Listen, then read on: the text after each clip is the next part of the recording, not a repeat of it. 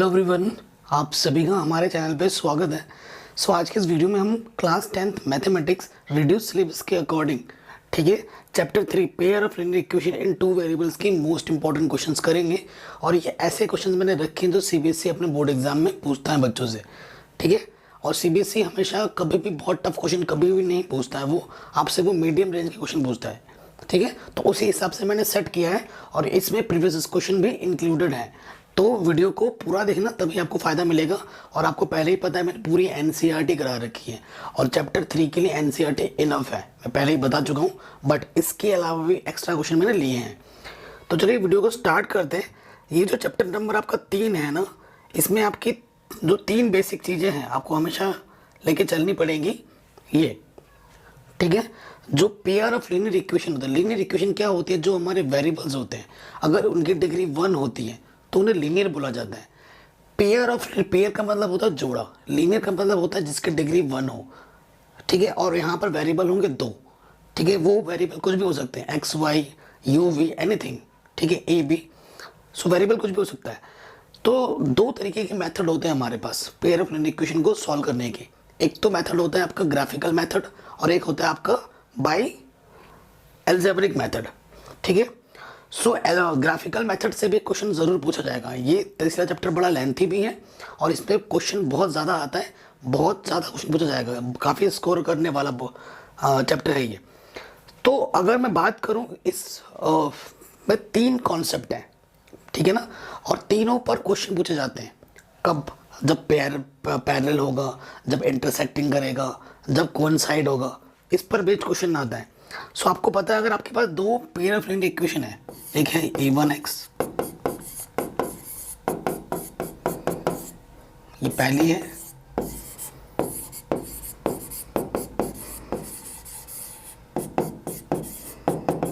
और ये मेरी दूसरी है। अगर 2 पेयर ऑफ लीनियर इक्वेशन है, ये a1 क्या होता है? x का कोफिशिएंट, b1 क्या होता है? y का कोफिशिएंट, c1 होता है कांस्टेंट टर्म। इसी तरीके से दूसरे वाले इक्वेशन का कांस्टेंट a2, ये b2 और ये c2, इनकी कंपैरिजन करते हैं, ठीक है। सो देखो, अगर पैरेलल कब होता है, मैंने पैरेलल पहले रख दिया है। अगर ये कंडीशन आती है, अगर a1/a2 इज इक्वल टू होता है b1/b2 और इक्वल टू नहीं होता है c1/c2 के, तो क्या होता है? पैरेलल लाइंस होती हैं। पैरेलल लाइंस कभी भी इंटरसेक्ट नहीं करती हैं आपस में, और कभी भी इंटरसेक्ट नहीं करेंगी। तो देखो, जब जितने इंटरसेक्टिंग पॉइंट्स होते हैं उतने ही सोल्यूशन होते हैं, ओके। सो यहाँ पर कभी इंटरसेक्ट ही नहीं करेगा तो कोई सोल्यूशन ही नहीं होगा। तो इसमें क्या होता है? No solution. ये केस ऐसे भी बोल सकते हैं, फॉर नो सोल्यूशन के लिए आपके क्वेश्चन पूछ दे आपसे, तो नो सोल्यूशन के लिए ये केस लगाना है आपको, ठीक है। जब सोल्यूशन होगा तो कंसिस्टेंट होगा, जब सोल्यूशन नहीं होगा तो वो इनकंसिस्टेंट होगा। सो ये वाला जो केस है वो इनकंसिस्टेंट का केस है, ठीक है। अगर ये चीज़ आ जाती है a1/a2 not equal to b1/b2, तो ये इंटरसेक्टिंग लाइन होता है। इंटरसेक्टिंग लाइन होता है, एक ही पॉइंट पे कट कर रहे हैं, तो इसके एक ही सोल्यूशन होता है, ओनली वन सोल्यूशन। इसे यूनिक सोल्यूशन भी बोला जाता है कभी कभार, विद अ यूनिक सोल्यूशन, ठीक है। कोइंसिडेंट लाइंस क्या होता है? अगर इस कंडीशन को वो सेटिस्फाइड करता है, तीनों रेशियो अगर आपस में इक्वल हैं, तो बेटा वो क्या है? कोइंसिडेंट लाइंस है। कोइंसिडेंट लाइंस क्या होता है? एक लाइन ऐसी है, मतलब उसी के ऊपर से दूसरी लाइन भी गई इनफाइनाइट पॉइंट्स पर टच करते हुए। जब वो इनफाइनाइट पॉइंट पर टच करते हुए जा रहा है तो उसके इनफाइनाइटली मैनी सोल्यूशन होंगे, ठीक है। सोल्यूशन एग्जिस्ट कर रहा है दोनों केसेस में, यानी कि ये क्या होंगे? कंसिस्टेंट होंगे। अब मैंने starting 1 marks, 2 marks, 3 marks, 4 marks, 5 marks इस हिसाब से रखा है। इस वीडियो में 5 मार्क्स का गारंटेड क्वेश्चन भी मैंने लिया है, जो कि आपके बोर्ड एग्जाम में 100% पूछा जाएगा। ये मेरे से स्टैम्प लगा लेना, ठीक है। सो पहले मैंने क्वेश्चन रखे मल्टीपल चॉइस क्वेश्चंस, ठीक है। इसको करने से आपका दिमाग थोड़ा थोड़ा खुलेगा अभी, क्योंकि ये हमारी जो वीडियो है वो इंपॉर्टेंट क्वेश्चंस की है, क्योंकि बेसिक तो हम पूरा सीख ही चुके हैं। ये इंपॉर्टेंट रिवीजन के तौर पर है ना, इंपॉर्टेंट क्वेश्चंस के तौर पर। फुल फ्लैट्स अगर आपको कॉन्सेप्ट सीखना है तो आप मेरी एनसीईआरटी वीडियोस देखो, वहाँ से आपको पूरा डिटेल में सब कुछ सीखने को मिलेगा। बट ये वीडियो मैं बोर्ड एग्जाम के पॉइंट ऑफ व्यू से बना रहा हूँ फटाफट, कह रहे हैं ग्राफ मल्टीपल चॉइस का बताना है कि ग्राफिकली ये जो पेयर ऑफ लीनियर इक्वेशन है आपके स्क्रीन पर ये किस चीज़ को प्रेजेंट करेगी। ठीक है, सो यहाँ पर देखो A1 है 6, B1 है -3, C1 है कुछ भी रहेगा उस तरफ उसको उठा के इस तरफ लेना, तो ये 10 है। ठीक है, A2 कितना है 2, B2 कितना है -1 और C2 कितना है +9। कोई दिक्कत नहीं होगी यहाँ तक। अब देखो A1/A2 निकालते हैं 6/2 और B1/B2 निकालो -3/-1। ये 2 तियाँ और ये 3 है ना, आ गया। एंड C1 कितना है 10 एंड C2 कितना है 9। सो ये केस क्या बन गया, A1/A2 इक्वल है B1/B2 बट इक्वल नहीं है C1/C2। तो ये किसका केस था बेटा, ये केस था पैरेलल, और पैरेलल के लिए क्या होता है, नो सॉल्यूशन। सो आपसे ग्राफिकली पूछा है तो ऑप्शन नंबर डी सही हो जाएगा कि भैया ये पैरेलल है, ये पैरेलल की कंडीशन है। ऐसा एक क्वेश्चन आपके एग्जाम में 100% आएगा, 100% आएगा 1 मार्क्स में। आप मेरे से लिख लो। तो उसी टाइप के क्वेश्चन ही मैंने रखे हैं। अब सेकंड क्वेश्चन में आ जाते हैं। Can the pair of equation x equals to a and y equals to b graphically represent line which are what. क्या होगा, देखो x इक्वल्स टू, अगर ग्राफ बनाता हूँ, ये मेरा x है, ये मेरा x एक्सिस है, ये मेरा y एक्सिस है। ठीक है, और ये मेरा क्या होता है origin. x equal to a का जो ग्राफ होता है वो y एक्सिस के पैरेलल बनता है। x इक्वल टू समथिंग कुछ भी डिस्टेंस होगी, ये मैंने मान लिया कि ये x इक्वल टू a का ग्राफ है जो y एक्सिस के पैरेलल बनेगा, और y equal to b y axis का समथिंग कुछ होता है तो वो x एक्सिस के पैरेलल बनता है। तो ये मैंने माना y इक्वल टू b, ये डिस्टेंस यहाँ से लेकर यहाँ तक a है और यहाँ से लेकर यहाँ तक b है। तो ये कहाँ पर इंटरसेक्ट किया, यहाँ पर इंटरसेक्ट किया। और ये वाला पॉइंट क्या है होगा, कितना ट्रैवल किया x में a, कितना ट्रैवल किया y में b, तो ये इंटरसेक्ट कर रहा है ए बी पॉइंट पर। तो ऑप्शन क्या सही हो जाएगा, इंटरसेक्टिंग एट ए बी। तो ये क्वेश्चन आपका सही हो जाएगा answer. Can I one equation of pair of dependent linear equations the second equation can be.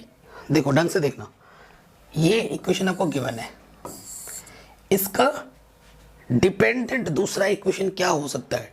Dependent का मतलब है उस इक्वेशन को रिड्यूस करके आप फिर से इस इक्वेशन को प्राप्त कर सकते हो। ठीक है, सो अगर आप इक्वेशन को देखें, ठीक है, ये इक्वेशन है, इस इक्वेशन में किससे जो मल्टीप्लिकेशन होगी दोनों तरफ, अगर 2 से मल्टीप्लाई कर रहे हो तो दोनों तरफ होगा, लेकिन अभी हम अपने हिसाब से नहीं कर सकते, हमें ऑप्शन को देख के बताना है कि भैया इसका ये डिपेंडेंट है। अब आप देखो यहाँ पर माइनस है, यहाँ पर माइनस है, ठीक है, और उस तरफ प्लस का 2 है। यहाँ तक सब सही चल रहा था, 2 से मल्टीप्लाई हुआ है, 2 से मल्टीप्लाई हुआ है, लेकिन यहाँ पर -4 आना चाहिए था, प्लस का 4 है, ये इसने डिस्टर्ब कर दिया इसको। ठीक है, और आ जाओ, ये चीज़ देखो, नेगेटिव को उस तरफ ले जाओगे तो नेगेटिव से मल्टीप्लाई करोगे तो ये हो जाएगा ये चीज़। अब इसमें 2 से मल्टीप्लाई करोगे तो ये आ जाएगा, देखो। ठीक है, तो ये कहाँ दिख रहा है आपको, ये मेरे को दिख रहा है यहाँ पर। सो ऑप्शन नंबर डी सही हो जाएगा कि भैया डी जो ऑप्शन है वो इसका डिपेंडेंट लीनियर इक्वेशन है। आई थिंक ये आपने पढ़ा नहीं होगा या फिर बता नहीं होगा, सो मैंने बता दिया कि डिपेंडेंट लीनियर इक्वेशन क्या होती है। ये भी हो गया। कह रहे हैं for which value of p will the lines represented by the following pair of linear equation be parallel। Parallel के लिए आपसे क्वेश्चन पूछ रहा है। ठीक है, तो भैया मैंने क्या बोला था, पैरेलल के लिए क्या होता है, a1/a2 is equals to b1/b2 is not equal to c1/c2। Condition पूछ लेगा ना, पैरेलल बोलता और नो सॉल्यूशन बोलता तो बात एक ही थी। ठीक है ना, कभी इस वर्ड में क्वेश्चन पूछ देगा, कभी इस वर्ड में क्वेश्चन पूछ देगा। सो आपको समझना है क्वेश्चन को ढंग से पढ़ो, इनको देखो, कंडीशन लगाओ, सॉल्व करो, आपको आंसर मिल जाएगा। यहाँ पर पैरेलल बोला है, इनफिनिटी मैनी सॉल्यूशन भी बोल सकता था या फिर कॉन्सिडेंट लाइन भी बोल सकता, कुछ भी बोले, इट डजेंट मैटर, बस कंडीशन चेंज होगी, आंसर आ जाएगा। सो देखो A1 कितना है, मैं डायरेक्ट रखूंगा अब की बार 3, B1 कितना है, सॉरी A2 कितना है 6, फिर देखो B1 कितना है -k1, B2 कितना है -k2, C1 कितना है -k5, C2 कितना है -kp। ठीक है, P के लिए पूछा है। सो देखो इन दोनों को इक्वल लेना पड़ेगा, 1/2 5/p, P1 जब P 5 2 10, तो P की वैल्यू क्या नहीं हो सकती, 10 नहीं हो सकती। ऑल रियल वैल्यूज, सारे रियल वैल्यू ले सकते हैं, किसको छोड़कर, 10 को छोड़कर। P 10 is not acceptable, cross लगा पड़ा है। सो ऑप्शन नंबर ए सही हो जाएगा, ऑल रियल वैल्यूज एक्सेप्ट 10। आगे समझ में, कॉपी पेन लेके बैठो, सिर्फ देखने से काम नहीं चलेगा। क्वेश्चन एक देख लिया, उसको फटाक से उतारो, सॉल्व करो। कोशिश ये करनी है आपको कि खुद से क्वेश्चंस को सॉल्व करो, तब मजा आएगा। अगर गलती करने के डर से क्वेश्चन ही नहीं करोगे तो कोई फायदा नहीं है। जब तक आप गलती नहीं करोगे तब तक सीखोगे नहीं। ठोकर खाना, गलती करना सीखना का एक पार्ट होता है, ठीक है। सो गलती करना एक खुद में अच्छी बात है, गलती करोगे ज़्यादा से ज़्यादा तभी ज़्यादा से ज़्यादा सीखोगे, ठीक है। कोई भी इंसान परफेक्ट कभी नहीं होता। आप ये मत सोचो कि मुझे मैथ्स नहीं आती है या मैं मैथ्स मेरे को बहुत टफ लगती है। आप ट्राई करोगे, हार्डवर्क करोगे, अब ज़रूर सक्सेस मिलेगा आपको। Can for what value of k do the equation represent coincident lines. अब ऐसे क्वेश्चन मैंने ले लिए हैं, सॉल्व करके बताना है, वहाँ तो टिक मार्क में था, अब यहाँ मैंने लिया है कोइंसिडेंट लाइन्स। तो चलो पूरा फुल सॉल्यूशन करके बताते हैं, है ना। बाकी तो पूरा मेथड पता ही है कैसे क्या करते हैं। सो देखो ये मेरा पहला इक्वेशन है और ये मेरा सेकंड इक्वेशन है। हियर जो A1 है मेरा वो है 3, B1 है मेरा 1 y का कोफिशिएंट और C1 है मेरा 8, A2 है मेरा 6, B2 है -k और C2 है +k 16, ठीक है। फॉर कोइंसिडेंस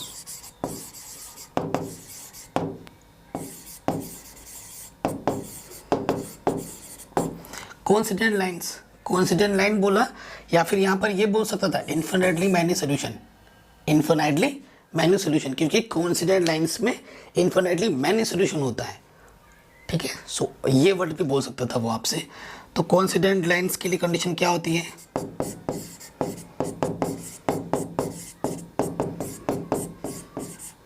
मैं फिर से बोल रहा हूँ, इस चैप्टर के लिए एनसीईआरटी इनफ है, मोर देन इनफ है। एनसीईआरटी के सारे एग्जाम्पल्स कर लो, एनसीईआरटी कर लो, आपको आर.डी. शर्मा, आर.एस. अग्रवाल या अदर कोई बुक्स पढ़ने की बिल्कुल ज़रूरत नहीं पड़ेगी, एनसीईआरटी एग्जाम्पल करने की भी कोई ज़रूरत नहीं पड़ेगी। ये बुक इस चैप्टर के लिए सिर्फ और सिर्फ एनसीईआरटी मोर देन इनफ है, मोर देन इनफ है, ठीक है। तो टेंशन नहीं लेने का। तो देखो वैल्यू पुटअप करेंगे 3/6 माइनस के ये और 8/16।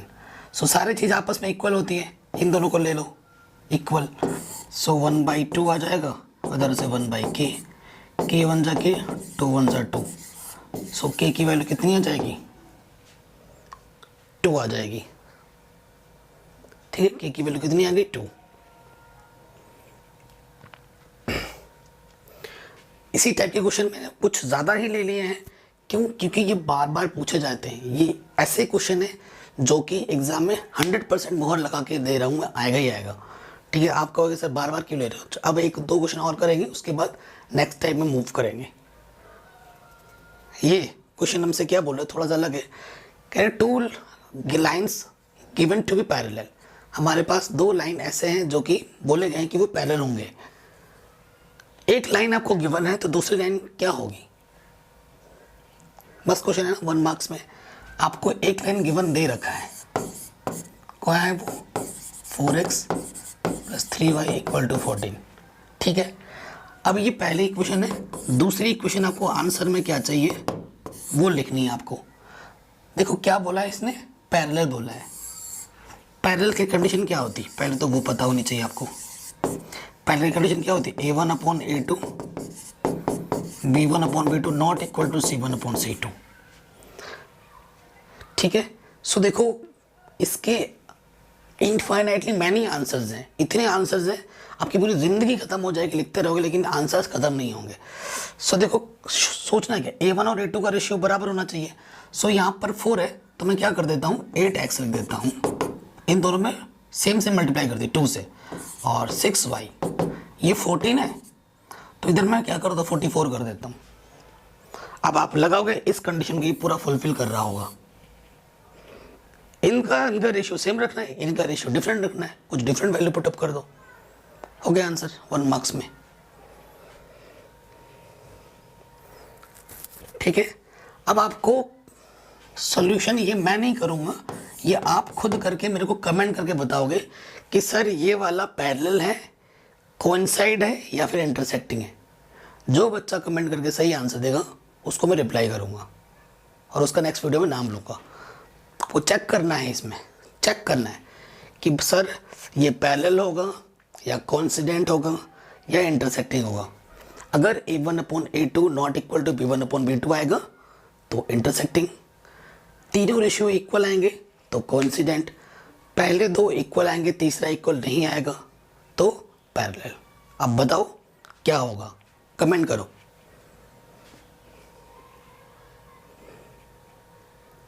ठीक है, इस क्वेश्चन को मैं सॉल्व कर देता हूं।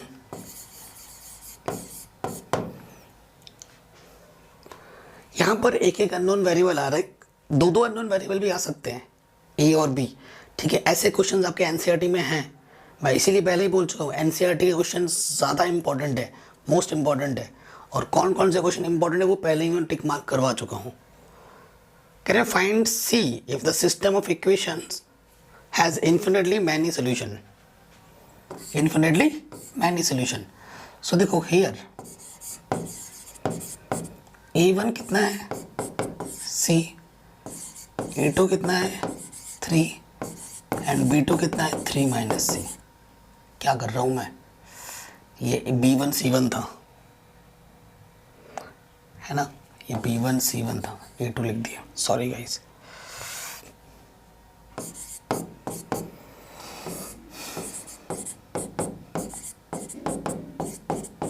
और A2 कितना है मेरे पास, देखो यहाँ से 12, B2 कितना है C, और ये 0 है, और C2 कितना है 0 है। क्या बोला है, इन्फिनिटली मैनी सोल्यूशन।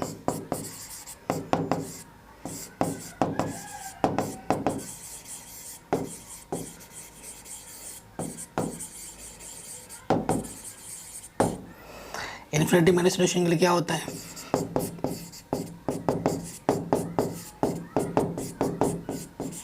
तीनों रेशियो इक्वल होते हैं। आपको C की वैल्यू पता करनी है तो वैल्यू पुटअप करो, C/12 3/C equal to 3 minus C/। यहाँ पे कुछ खटक रहा है मेरे को क्वेश्चन में ना, यहाँ पर अपॉन में 0 तो हो ही नहीं सकता, कुछ और वैल्यू होगी यहाँ पे ना, कुछ और वैल्यू होगी।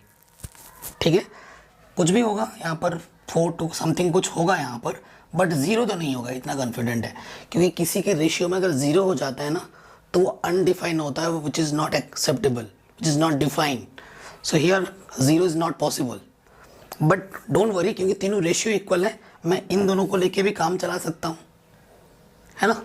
सो अब आगे क्या लिख दोगे, when C/12 is equals to 3/C, C into C square, 12 to 36, C की वैल्यू क्या आ जाएगी प्लस माइनस 36 का square root 6। So answer is plus minus 6। ठीक है, ये आराम से बन गया। ये क्वेश्चन है, मैंने आपको बोला था कि दो वेरिएबल्स भी पूछ सकता है आपको क्वेश्चन, सिर्फ सिंगल सिंगल आएगा इसका मतलब ये ज़रूरी नहीं है, लेकिन डबल डबल भी आ सकता है। सो देखो ये मेरा इक्वेशन नंबर 1 है और ये मेरा इक्वेशन नंबर 2 है। कह रहे for what value of m and n, दो आ गए ना, ऐसे क्वेश्चन इंपॉर्टेंट है। अभी मैंने ग्राफ के प्रॉब्लम भी रखे हैं, सो वेट, ठीक है, हर टाइप के क्वेश्चन मिलेंगे आपको, पूरा वीडियो देखोगे तभी। Can for what value of m and n the following system of linear equation has infinitely many solution. ठीक है, सो देखो अब की बार मैं थोड़ा डायरेक्ट कर रहा हूँ। इन्फिनिटली के लिए क्या होता है, a1/a2, ये कंडीशन होती है ना। सो देखिए a1 कितना है यहाँ पर, a1 है 3, b1 है m plus n, sorry a2 है m प्लस n, b1 कितना है 4, b2 है 2 m minus n, c1 minus के 12 है इस तरफ और c2 माइनस के ये चीज़ है। ठीक है, कोई दिक्कत नहीं है।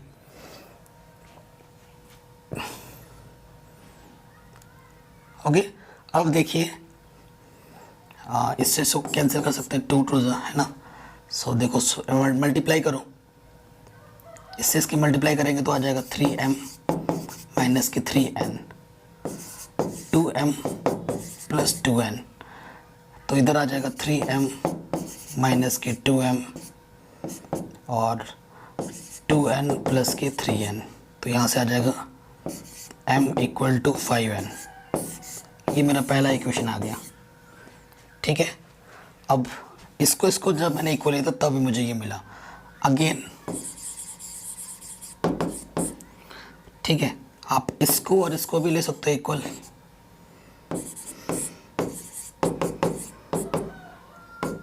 माइनस से माइनस कैंसिल हो जाएगा, 12/5m माइनस 1, क्रॉस मल्टीप्लाई कर दोगे, 3 × 5 15 m, 3 × 3 12m प्लस 12n। ठीक है, तो 12m इधर आके माइनस हो जाएगा, तो 12 में से 15 में से 12 गया 3m। ठीक है, और ये इधर आके माइनस का हो गया और ये माइनस का इधर आके प्लस का हो गया। तो देखो m की जगह पे मैं 5n रख सकता हूँ, यहाँ पर 5n, 3 × 5 15,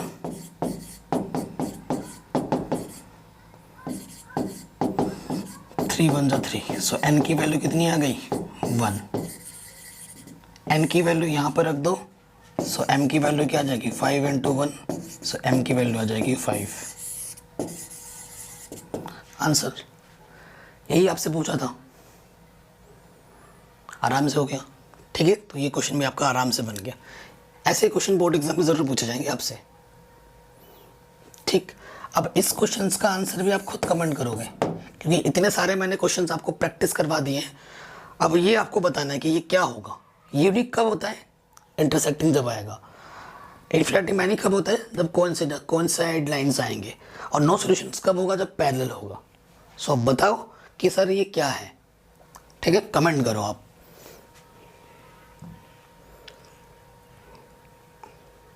अच्छा, डिटरमाइन ग्राफिकली बताना है कि भैया क्या होगा। वो रेशियो वाला मत लगा देना। ठीक है, ग्राफिकली सॉल्व करके बताना है आपको कि भैया ये क्या होगा। ठीक, सो चलिए सॉल्व करते हैं। बहुत ही सिंपल है। मैंने बोला था ग्राफ वाले प्रॉब्लम आएंगे, और ग्राफ की मदद से सॉल्यूशन निकालने के लिए भी एग्जाम में काफ़ी बार पूछा जाता है। सो मोस्ट इम्पॉर्टेंट है। ठीक है, चलिए इसको इसी तरीके से करते हैं। सबसे पहले ये मेरा इक्वेशन 1 है, ये मेरा इक्वेशन नंबर 2 है। ठीक है, फ्रॉम फर्स्ट इसकी डिग्री 1 है, यानी कि ये लीनियर है। और जब आपको लाइन खींचनी होती है तो आपको मिनिमम 2 पॉइंट्स चाहिए होते हैं। जब 2 पॉइंट्स को आप मीट करते हो तो एक लाइन बनती है। ठीक है, सो अगर आपको कोई लाइन ड्रॉ करनी है, आपको एटलीस्ट 2 पॉइंट्स चाहिए। आप 2 से ज़्यादा भी निकाल सकते हो जाएगा, लेकिन मिनिमम 2 पॉइंट से निकालो, और 2 पॉइंट्स ही निकालना, ज़्यादा निकालने की कोई ज़रूरत नहीं है। फ्रॉम फर्स्ट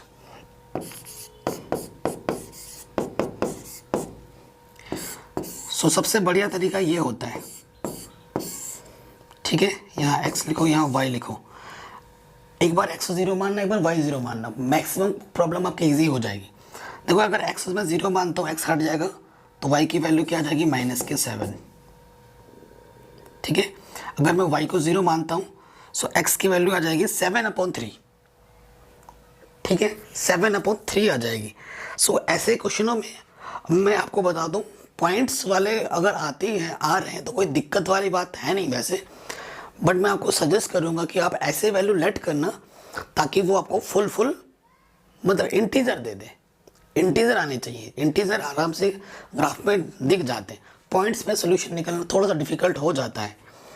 सो अब मैं आपको क्या सजेस्ट करूंगा कि देखो ये 7/3 आ रहा है, तो मैं क्या करूंगा कि मैं y को 0 नहीं लेट करूंगा। अब आपको कुछ सोचना पड़ेगा कि भैया मैं y को क्या लेट करूं, है ना, मैं y को क्या लेट करूं कि वो मेरा यहाँ आके सॉल्व होके कुछ सॉल्यूशन पूरा दे दे।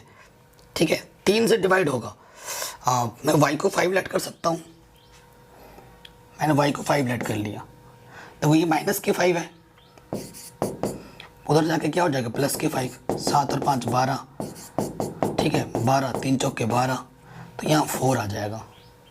तो ये मेरा P पॉइंट है, ये मेरा Q पॉइंट है, आगे इंटीजर में। सो ये बहुत ज़रूरी है। अब सेकंड आ जाओ, 2 पॉइंट्स तो मेरे को मिल गए। पॉइंट्स में हमेशा पहले x आता है फिर y आता है। तो पहला पॉइंट मेरा क्या है 0, -7 एंड दूसरा पॉइंट मेरा है 4,5।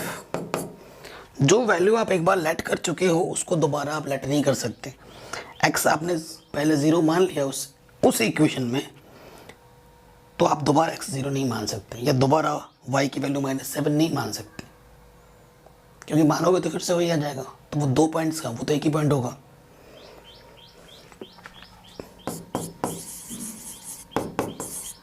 सेकंड इक्वेशन ले लो, ये +k1 उधर जाके क्या हो जाएगा -k1। ठीक है, ऐसे। अब फिर से देखो,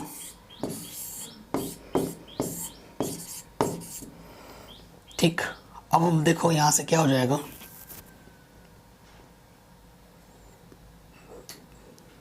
अगर x की वैल्यू 0 मानोगे तो y की वैल्यू कितनी आ रही है -1.5 आ जाएगी, है ना, क्योंकि इधर -1 है तो ये दिक्कत ही करेगा आपको ऑलवेज, ये पॉइंट में ही आएगा चाहे जो कर लो आप।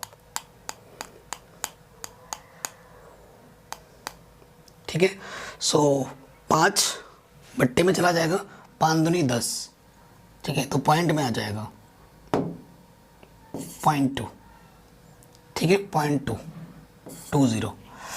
तो उसके बाद y की वैल्यू अगर 0 लेट करोगे तो x की वैल्यू हो जाएगा 2 पंजे 10, नेगेटिव का है ये भी, तो देखो नेगेटिव का है ना, नेगेटिव का आ रहा है। और y की वैल्यू अगर 0 लेट करोगे तो 2 उधर जाएगा, ये छिप जाएगा ना, तो 2 पंजे 10, तो ये नेगेटिव का 0.5, इसे q मान लो, PQ नहीं, इसे R मान लो, इसे S। अब ये पॉइंट्स तो मेरे को मिल गए, अब इन पॉइंट्स को मेरे को ग्राफिकली प्रेजेंट करना है। ये आपका ग्राफ है, ठीक है, ग्राफ मैंने ऐसे बना लिया, शो करके दिखा रहा हूँ। देखो ये ग्राफ प्रॉपर नहीं है, आपके पास पूरी ग्राफ शीट मिलेगी आपको, एग्जामिनर अगर नहीं देते तो आप मांगोगे तो आपको ज़रूर मिलेगा। जब आप ग्राफ देखोगे ना, इन पॉइंट्स के बीच 10 खाने बने पड़े होंगे आपके, 10-10, ठीक है। और अगर कोई पॉइंट आता है ना तो वो पॉइंट भी आप आराम से वहाँ पर लिख सकते हो। यहाँ पर पॉइंट कहाँ गया है तो प्रॉपर शायद बन ना पाए। पहला पॉइंट क्या है 0, -7, तो देखो x पे 0 है और -7 है y, तो यहाँ पर 6, यहाँ पर -7 आ जाएगा, ये वाला पहला पॉइंट आ जाएगा, ये पॉइंट है पहला, इसे लिख दो। चाहो तो आप पॉइंट पूरा डोनेट कर सकते हो, 0, -7, ठीक है, ऐसे। उसके बाद दूसरा पॉइंट क्या था मेरा 4,5, 4,5, x पे 4 जाना है और y पे 5, इसी सीध में ये 4,5, ठीक है 4,5, ये क्यों लिख देगा। अब इन दोनों पॉइंट्स को मीट करना है, ठीक है, ऐसे मीट कर देना है और इसकी इक्वेशन जो भी थी वो लिख देना है। कहाँ चला गया, इसकी इक्वेशन क्या थी मेरे पास, पहले वाले 3x - y = 7, वो यहाँ पे लिख देनी है, 3x - y = 7, ठीक है। अब आपको दूसरे इक्वेशन पे आना, पॉइंट 0, -2, x पे 0 और 2 यहाँ पर, यहाँ कहीं पॉइंट आ जाएगा, ठीक है, यहाँ कहीं पर।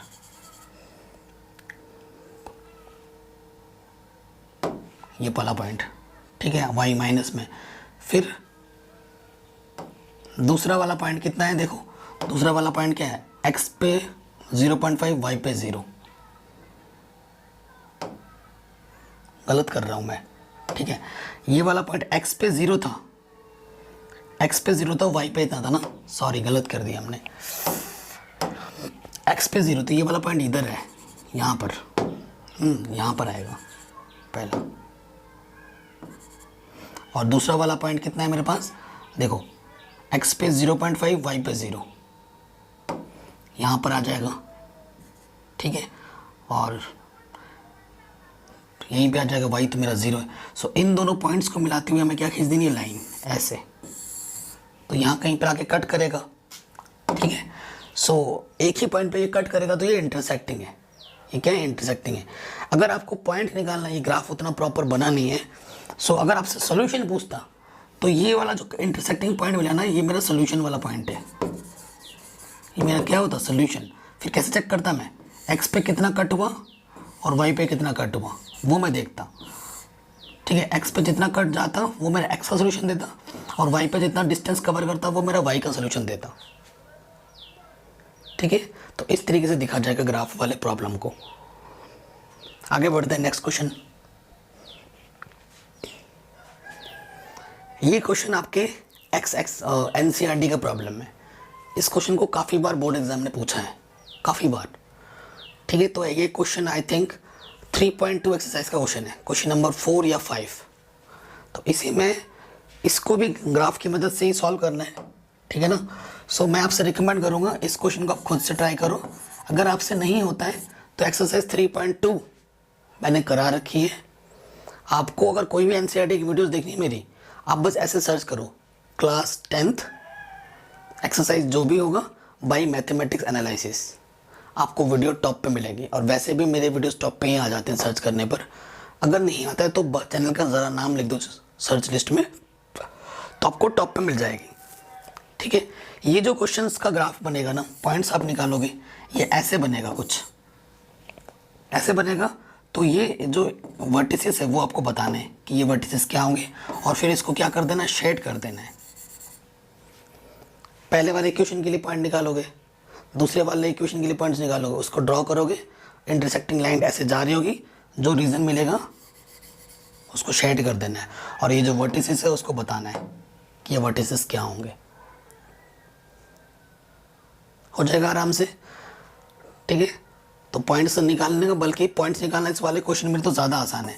देखो मैं निकाल पॉइंट्स भी निकाल देता हूँ फ्रॉम फर्स्ट।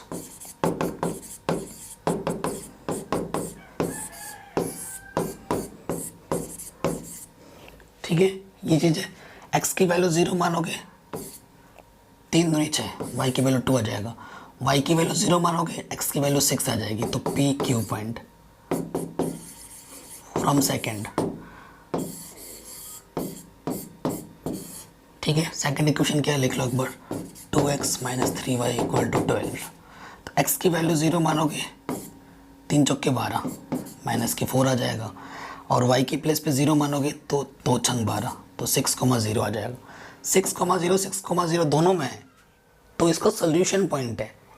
जब दोनों इक्वेशनों में अगर कोई एक पॉइंट कॉमन आ जाता है तो वो उसका सोल्यूशन होता है, वो उसका सोल्यूशन होता है। तो ये पी क्यू, ये आर पॉइंट है, ये एच पॉइंट है। इन दोनों, अब इन पॉइंट्स को ड्रॉ कर दो तो आपको आंसर मिलेगा, ठीक है। मैं आपको ड्रॉ करके भी दिखा देता हूँ। तो करोगे तो आपको क्या मिलेगा, देखो, ठीक है। ये चीज़ें पॉइंट्स देखते हैं। पहला पॉइंट्स मेरा क्या था, 0,2, एक्स पे 0, ठीक है, वाई पे 2, ये वाला पॉइंट है मेरा पी, ठीक है। नेक्स्ट पॉइंट मेरा क्या था, 6,0, 6,0, एक्स पे 6, वाई पे 0, ये मेरा पॉइंट क्यू था। इन दोनों पॉइंट्स को क्या करना है, बीट करते हुए लाइन खींचनी है। और क्या था, x + 3y = 6, x + 3y = 6, ठीक, लिख दिया। दूसरा वाला क्या था, 0 कोमा -4, x पे 0 y पे -4। एक बार चेक कर लेता हूँ फिर से, क्या है पॉइंट, 0 कोमा -4। ठीक है, 0 कोमा -4 यहाँ पर, ये वाला पॉइंट पी क्यू, ये पॉइंट आर है, 0 कोमा -4। फिर दूसरा पॉइंट क्या है, 6,0। तो 6,0 यही पॉइंट है फिर से। ठीक है, अब इन दोनों पॉइंट्स को क्या करना है, मेल्ट कर देना है। ठीक है, और इसका इक्वेशन भी लिख दो, क्या है, 2x - 3y = 12। ठीक है, अब इसको शेडेड करना है। वर्टिसेस बताने के लिए बोला था कि वर्टिसेस क्या होंगे, तो एक वर्टिसेस तो ये है 6,0, ये वर्टिसेस है -0, -4, ये वाला है 0, -4, और ये है 0, +2। बन गया आपका आराम से। ठीक है, ब्लू शायद दिख नहीं रहा होगा ग्राफ में, मैंने दिख नहीं रहा है, थोड़ा रेड लेना पड़ेगा उससे। चलो ठीक है, ये क्वेश्चन भी समझ में आ गया, आराम से बन गया। ठीक है, तो ये क्वेश्चन भी हो गए। अब ये प्रॉब्लम्स हैं, कह रहे हैं, मैंने बोला मैं हर टाइप के क्वेश्चन ज़रूर लूँगा।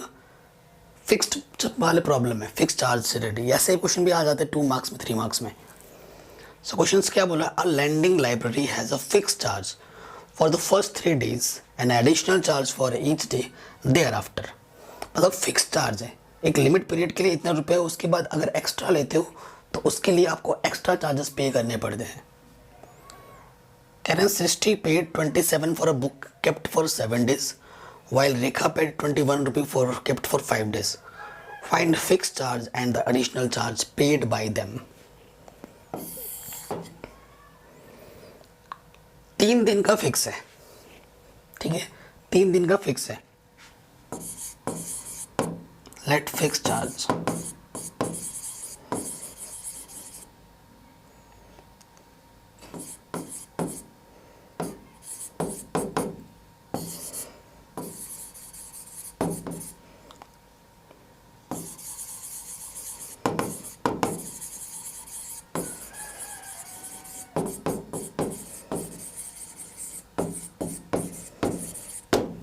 मैंने क्या बोल दिया कि फिक्स चार्ज 3 दिन का तो x रुपये है और एडिशनल चार्ज पर डे का y रुपये है। ठीक है, बहुत ही इजी क्वेश्चन है। अगर मैं इस क्वेश्चन को क्लास 5 के स्टूडेंट को बताता हूँ वो भी कर लेगा आराम से। So according to first condition,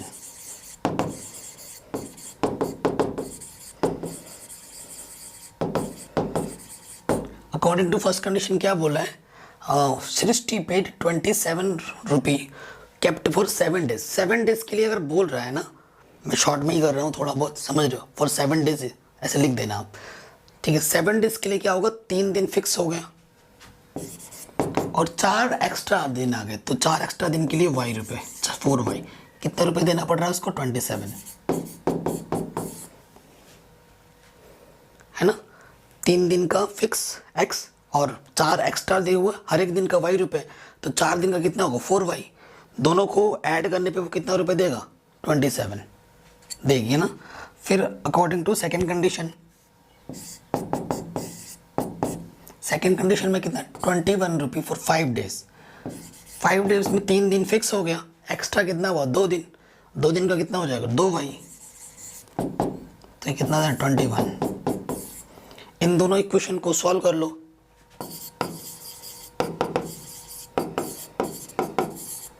और इसको इस बार आपके सिलेबस में एलिमिनेशन मेथड, मतलब क्रॉस मल्टीप्लिकेशन मेथड नहीं है, तो आपको एलिमिनेशन मेथड से ही सॉल्व करना है। ठीक है, और बाकी और दूसरा जो मेथड है उससे आपको सॉल्व करना है, क्रॉस मल्टीप्लिकेशन मेथड नहीं है। सो solving these two,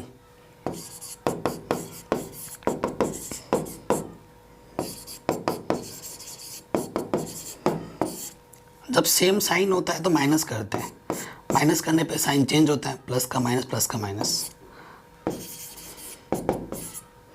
2 3 so y की वैल्यू कितनी आ गई, 3। यानी कि हर एक दिन उसको जो एक्स्ट्रा चार्जेस देने हैं 3 रुपये देने हैं। ठीक है, since x plus 2y equals to 21,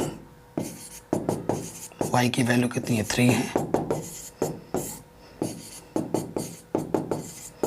यानी कि x प्लस 6 इक्वल्स 21, तो 6 उधर माइनस हो जाएगा, यानी कि x की वैल्यू कितनी आ जाएगी 15 रुपये। ठीक है, तो फिक्स चार्ज 3 दिन का फिक्स चार्ज 15 है, और उसके बाद अगर ज़्यादा लेते हो तो एक एक दिन का 3 रुपये देना पड़ेगा। ठीक है, तो ये क्वेश्चन भी आपका आराम से बन गया। नेक्स्ट क्वेश्चन क्या बोल रहे हैं हमसे, Sumit is 3 times age old has son, 5 years later he shall be 2.5 years as old as his son, how old is Sumit at present। तो सुमित प्रेजेंट में कितने साल का वो आपको बताना है। कहाँ चला गया, सो देखिए करते हैं solve. Sumit is 3 times age old his son. ठीक है, तो सन से तुलना हो रही है उसकी, तो जिससे तुलना हो रही होती है उसी को लेट कर लेना है। ठीक है, let present age of his son कितना मान लेते हैं x ईयर। सो सुमित की एज कितनी होगी, एज ऑफ सुमित कितनी होगी उसकी, 3 टाइम है उसके 3x हो जाएगी। ठीक है, उसके बेटे से तिगुना है। ओके, फिर क्या बोल रहा है 5 years लेटर, 5 years लेटर। अब देखो लेटर जब भी बोलेगा तो जोड़ना होता है, और प्रीवियस बोलेगा तो, बिफोर बोलेगा तो घटाना होता है। तो 5 साल बाद उसकी एज कितनी होगी, अभी उसके बेटे की x वर्ष है, सो सन की जो एज होगी, age of his son x plus 5 हो जाएगी, एंड उसके सुमित की एज कितनी हो जाएगी 5 साल बाद 3x प्लस 5 हो जाएगी। ठीक है ना, ये चीज़ हो जाएगी। देयरफॉर अकॉर्डिंग टू क्वेश्चन क्या बोल रहा है, उसका जो पिता है उस टाइम पे और उसका जो बेटा है अभी उसका बेटा कितना x प्लस 5 है, कितना हो जाता है 2.5 years। उसका बाप 2.5 year उससे बड़ा हो जाता है। तो देखो अगर कंपैरिजन इक्वलिटी की लगानी है तो जितना बड़ा है उतने ही मल्टीप्लाई आपको किस में करनी पड़ेगी, छोटे वाले में। 2.5 छोटे वाले में कर दिया सुमित को, सुमित इधर है, इसी इधर सन है, तो इधर क्या आ गया 5/2, इधर क्या है 3x प्लस 5, क्रॉस मल्टीप्लाई कर दोगे तो 3 दूनी 6, 3 5 15, 5x 5 25।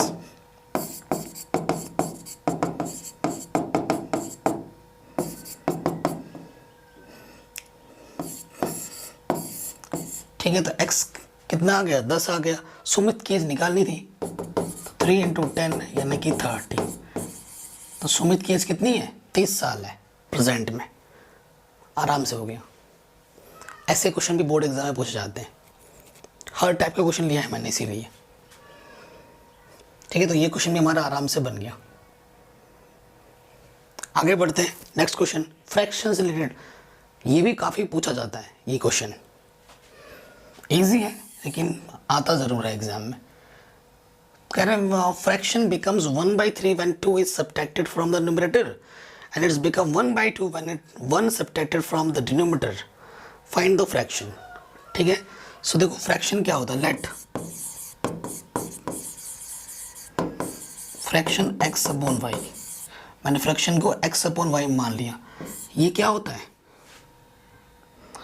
ये क्या होता है मेरा न्यूमरेटर, और ये वाला क्या होता है मेरा डिनोमिनेटर। पता होगा ना, ऊपर वाला न्यूमरेटर होता है, नीचे वाला डिनोमिनेटर होता है।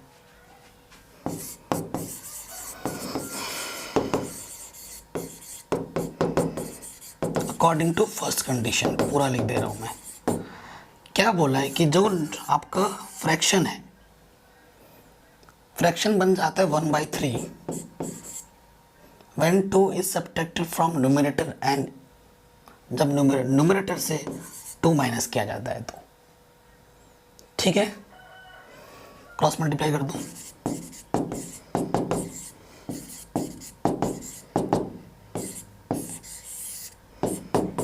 ठीक है, ये प्लस का इधर माइनस हो गया, ये माइनस को उधर के प्लस हो गया।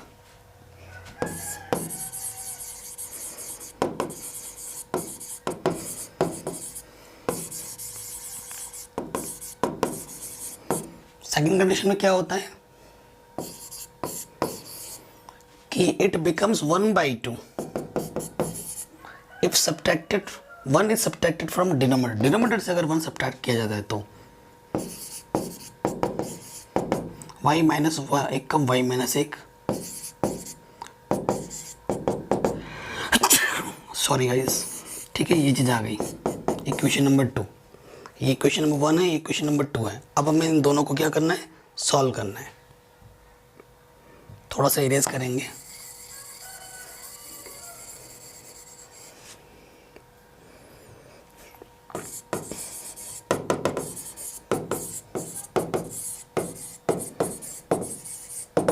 Solving first and second we get, पहला इक्वेशन क्या था, दूसरा इक्वेशन क्या है, सेम साइन होने पर क्या करते हैं, माइनस, माइनस करने में चिन्ह बदलता है, 6 और 1 7 हो गया। तो x की वैल्यू कितनी आ गई, 7। ठीक, x की वैल्यू किसी में भी एक रख दो, यहाँ रख देते हैं। सो 7 दूनी 14, तो y की वैल्यू कितनी आ गई, 15। ठीक है, सो फ्रैक्शन क्या हो जाएगा, x की वैल्यू कितनी आ गई, 7 और y की वैल्यू आ गई 15। आंसर 7/15। ठीक है, बहुत इजी क्वेश्चन है, आराम से हो गया। अब आ रहा है आपका 5 मार्क्स का क्वेश्चन, 100% आपके एग्जाम में आएगा, बोर्ड एग्जाम में 100%। नंबर बदल जाएंगे, यहाँ 30 है तो कुछ 40 हो जाएगा, लेकिन ये ऐसा एक क्वेश्चन आपके बोर्ड एग्जाम में पक्का आएगा। ये मैं लिख के देता हूँ 5 मार्क्स में। ठीक है, सो क्वेश्चंस पढ़ लेते हैं एक बार, और आपको पता ही होगा ऐसे क्वेश्चंस कितने इंपॉर्टेंट हैं। कह रहे अब board goes 30 kilometre upstream and 44 kilometre down stream in 10 hours. In 13 hours, it can go 14 km upstream and 55 km downstream. Determine the speed of the stream and that of the boat in still water. देखो, सबसे पहली चीज़ है, देखो ये आपकी नदी है और ये आपका पानी है। ठीक है, पानी की लहर। सो ये आपकी नौका है, ये नौका है। जो पानी है, पानी की एक ऐसे ऐसे बहता है, तो पानी की खुद की एक बहाव होती है, खुद का एक स्पीड होता है। ठीक है ना, लेट, ये जो पानी की स्पीड है ना, लेट स्पीड ऑफ स्ट्रीम, जो धारा की स्ट्रीम है उसे मैं x किलोमीटर पर आवर मान लेता हूँ, और ये जो नौका है इसकी मैं मान लेता हूँ, जो बोट है ना, बोट की स्पीड में मान लेता हूँ y किलोमीटर पर आवर। ठीक है, कोई दिक्कत नहीं है। बोट की मैंने y मान ली, और जो धारा है, जो पानी है ना, पानी की जो लहर है, उसकी जो स्पीड मैंने मान ली वो x किलोमीटर पर आवर। अब आपने कभी तैरा होगा, नदी नालों में तैरा है ना, नालों में तो नहीं, नदी में तैरा होगा छोटे मोटे। सो आपने ऑब्जर्व किया होगा, जिस तरफ पानी बह रहा है, अगर उसी तरफ आप भी बहते हो तो आप पानी के साथ साथ आगे चले जाते हो। आपको थोड़ा कम एफर्ट लगाना पड़ता है। क्यों? क्योंकि जिस डायरेक्शन में आप बह रहे हो उसी डायरेक्शन में पानी भी जा रही है, तो वो पानी की जो स्पीड है आपकी स्पीड में ऐड हो जाती है, तो आपको एफर्ट कम लगाना पड़ता है, आपकी स्पीड बढ़ जाती है। बट पानी इस तरफ जा रहा है, आप इस तरफ आओगे, सो वो पानी आपको पीछे की ओर धकेलेगा। आप आगे जाने की कोशिश करोगे, वो पानी पीछे धकेलने के, पानी की जो स्पीड होगी उस केस में माइनस हो जाएगी। यानी कि डाउन स्ट्रीम में प्लस होता है और अप स्ट्रीम में माइनस होता है। ये है इसका reason. So down stream speed वो क्या होगी, y plus x kilometre per hour. ठीक है, एंड अप स्ट्रीम वो स्पीड क्या होगी, y माइनस एक्स। ठीक है, कोई दिक्कत नहीं है। और आपको पता है टाइम इक्वल्स टू क्या होता है, टाइम इसको टू होता है speed, sorry distance upon speed, distance upon speed, ये टाइम इसको टू होता है ना। सो देखो अकॉर्डिंग टू फर्स्ट कंडीशन में क्या बोल रहा है, about 30 kilometre up stream, 30 kilometre up stream plus 44 kilometre down stream, total timing कितना है 10 आवर्स। तो ये भी टाइम और इसका जो टाइम है, इन दोनों का टोटल टाइम कितना है 10 आवर्स है। तो 30 किलोमीटर अप स्ट्रीम के टाइम निकालो, डिस्टेंस तो 30 है, अप स्ट्रीम के लिए क्या होता है y minus X, 44 downstream के लिए स्पीड क्या है y plus X 10। Equation number 1। According to second condition ऐसे लिख दोगे, फिर क्या बोला है, in 13 hours it can go 40 kilometre upstream and 55 kilometre downstream. कितना टाइम लगता है टोटल 13 आवर्स। तो इसके लिए टाइम निकाल लो, 40 अप स्ट्रीम के लिए y minus x speed and 55 kilometre distance है, एंड डाउन स्ट्रीम की स्पीड क्या है y plus x. Equation number 2। ठीक है, अब इस तरीके के साइमल्टेनियस इक्वेशन के फॉर्म में ये बन गई है, और इसको भी सॉल्व करना हमने पहले ही सीख रखा है। देखो इसके अपन में y माइनस एक्स है, इसके अपन में y माइनस एक्स है, इसके अपन में y प्लस एक्स है, इसके अपन में भी y प्लस एक्स है कि नहीं भाई, है कि नहीं, बिल्कुल है। अब देखिए, अब थोड़ा हमें इरेज करना पड़ेगा, है ना।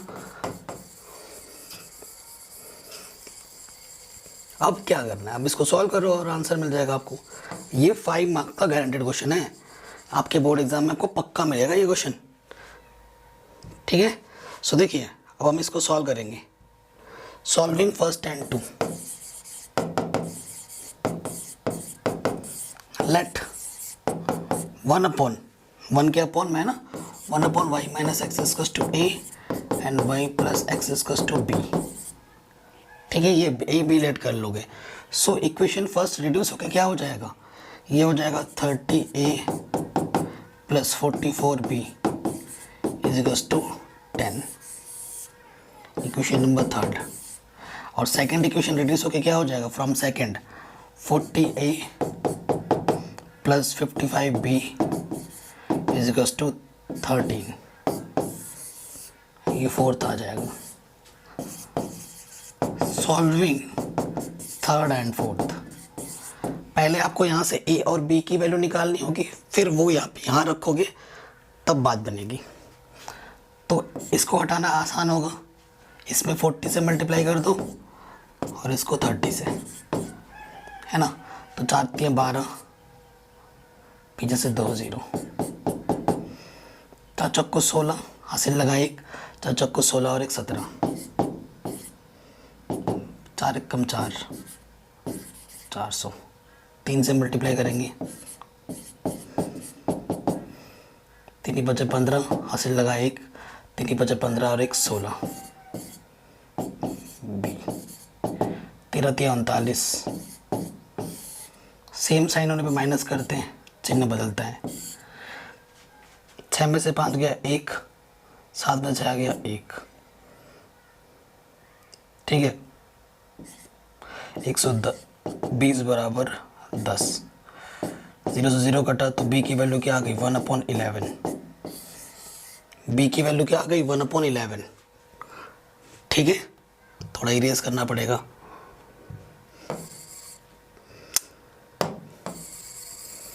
अब b की वैल्यू किसी भी इक्वेशन थर्ड में या फोर्थ में रख दो।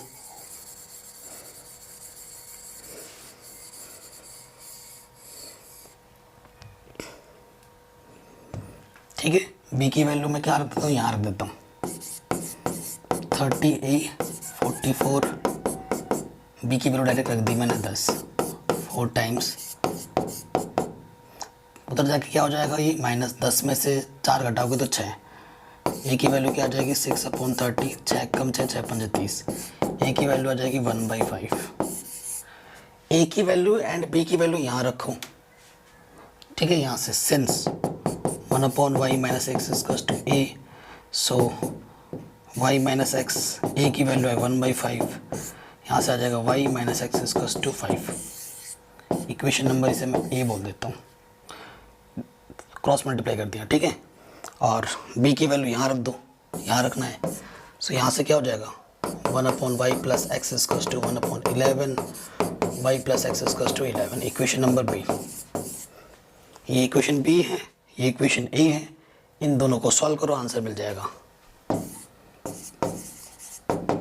सॉल्विंग ए एंड बी, तो y minus x equals to 5, y plus X equals to 11, add करने पर 2y इक्वल्स टू 16, 2 8, y की वैल्यू कितनी आ गई 8।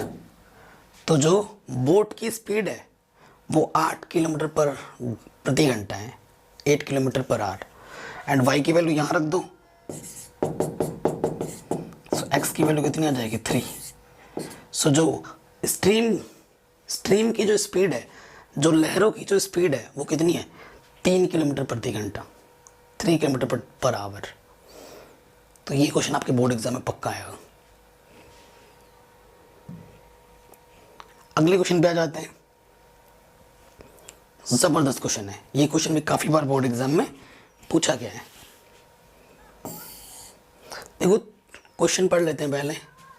7 times a 2-digit number is equal to 4 times the number obtained by reversing the order of its digit. If the difference is 3, determine the number. कह रहे हैं 2 digit का number है, अगर उसे ऐसे करते हैं, रिवर्स करते हैं, तो ये कुछ कंडीशन बोला है। और फिर उन दोनों को अगर आपस में माइनस करते हैं तो डिफरेंस उन दोनों का 3 है। ये कुछ कंडीशन हमें दे रखा है और इनकी मदद से हमें वो नंबर पता करना है। देखो 2 डिजिट नंबर 1 2, इस डिजिट को मान लेते हैं कि ये x है और इस डिजिट को मैं मान लेता हूं कि ये y है,